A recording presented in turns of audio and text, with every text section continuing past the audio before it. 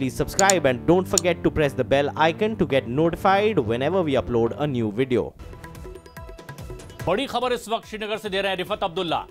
जम्मू कश्मीर के पुलवामा में सुरक्षा बल ने लश्कर आतंकी अबू इस्माइल के साथी उमर को मार गिराया है, जबकि 2 आतंकी मौके से फरार हो गए हैं। सुरक्षा बल के पुलवामा में संबूरा में 3 आतंकियों के छिपे होने की खबर इन्हें मिली।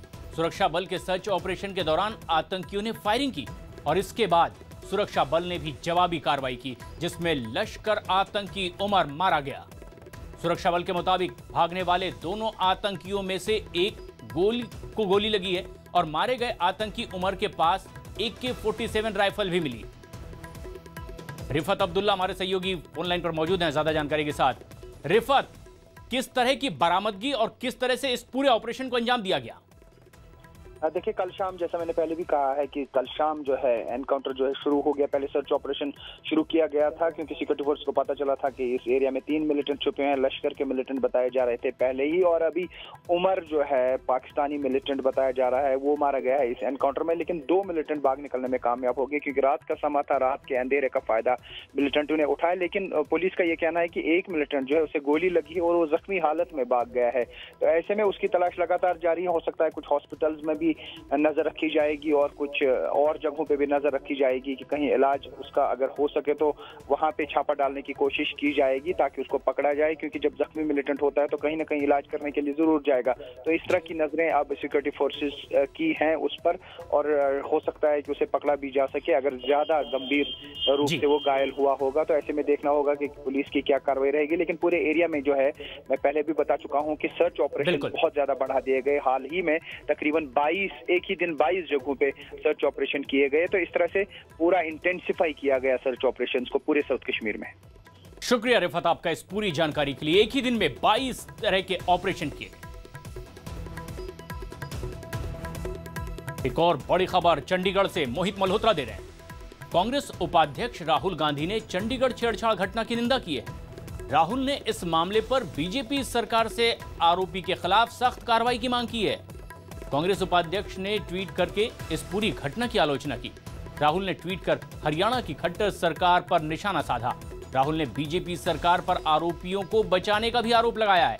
उन्होंने हरियाणा की खट्टर सरकार से आरोपियों के खिलाफ कड़ी से कड़ी कार्रवाई की मांग की। राहुल ने लिखा है कि बीजेपी सरकार को इस घटना के आरोपियों को सजा दिलानी चाहिए, ना कि ऐसी मानसिकता रखने वालों का बचाव करना चाहिए। उनसे दोस्ती साबित करनी चाहिए।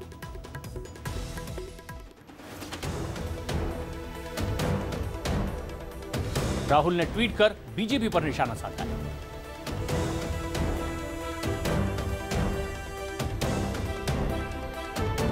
राहुल का खट्टर सरकार पर सीधा हमला।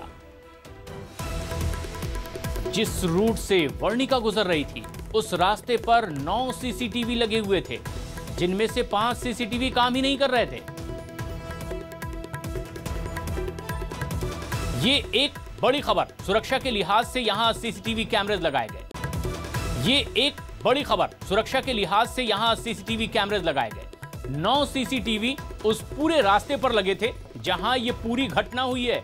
लेकिन सबसे खास बात ये कि इन 9 सीसीटीवी में से 5 सीसीटीवी काम ही नहीं कर रहे थे। चंडीगढ़ में हरियाणा के बीजेपी अध्यक्ष सुभाष बराला के बेटे विकास बराला पर छेड़छाड़ और अपहरण का आरोप लगाने वाले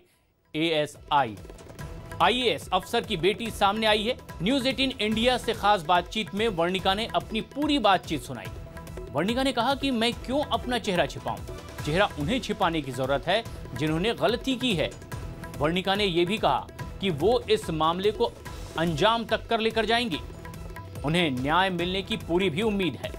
वर्णिका ने आरोपियों की जमानत मिलने पर भी सवाल उठाए हैं।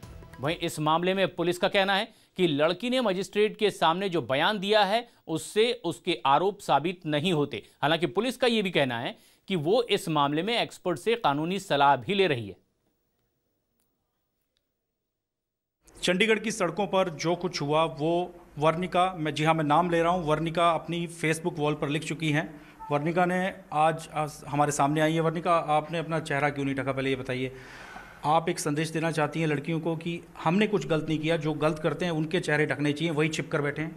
बिल्कुल, मैंने क्या गलत किया है? मेरे साथ तो कुछ गलत हुआ है, तो मैं क्यों अपनी शक्ल छुपाऊं?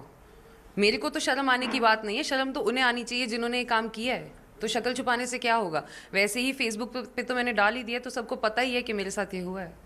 अच्छा, सोसाइटी में जब भी ऐसी कोई बात होती है तो लड़कियों को कहा जाता है अब चुप बैठे हैं, लेकिन इस पूरे केस में आपके फादर ने, फैमिली ने जिस तरह से आपका साथ दिया और पुलिस ने भी, हालांकि वो जो एक्यूज्ड है वो बेल पाने में कामयाब हो गया, लेकिन फिर भी आपने पूरी कोशिश की कि उसको पनिशमेंट मिले, और अभी आगे की लड़ाई क्या रहेगी आपकी?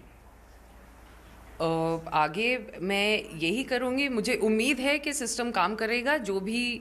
जो उनको पनिशमेंट मिलनी चाहिए फेयर, वही उन्हें मिलनी चाहिए। वर्णिका ने साफ गोई से अपनी बात सामने रखी है, लेकिन वर्णिका के पिता RS Kundu senior IAS officer हैं। उन्होंने कहा है कि आरोपियों को सजा दिलाकर रहेंगे। वर्णिका के पिता हरियाणा के सीनियर आईएएस आरएस कुंडू इस वक्त हमारे साथ मौजूद हैं। सर, वर्णिका ने हिम्मत दिखाई, उसने कहा कि मैं अपना चेहरा क्यों छिपाऊं, मैंने साथ कुछ गलत नहीं हुआ और ना ही मैंने कुछ गलत किया है। मैं नहीं चाहता कि वर्णिका किसी भी तरह से इसमें विक्टिमाइज्ड फील करे, और इस इंसिडेंट की वजह से ये नेचुरल है कि कुछ ना कुछ असर तो उसके ऊपर पड़ेगा, लेकिन मैं चाहता हूं कि इस इंसिडेंट का उसके जीवन के ऊपर कम से कम असर पड़े। इन लड़कों को बेल मिल जाना आपको लगता है अनफॉर्चुनेट है? थोड़ा एक मैसेज सख्त दिया जाना चाहिए था।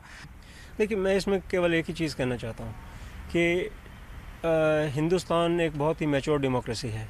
यहाँ पे लोकतांत्रिक तरीके से सभी सिस्टम्स यहाँ पे बनाए गए हैं, और ये जो सिस्टम्स हैं वो काम कर रहे हैं। एक्चुअली चंडीगढ़ पुलिस का सिस्टम अगर काम नहीं कर रहा होता तो मेरी बेटी शायद आज जिंदा नहीं होती।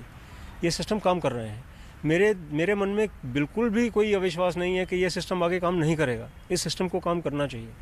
उसमें मुझे ये कहने की ज़रूरत क्यों पड़े कि आप ये धारा लगाओ या ये धारा मत लगाओ।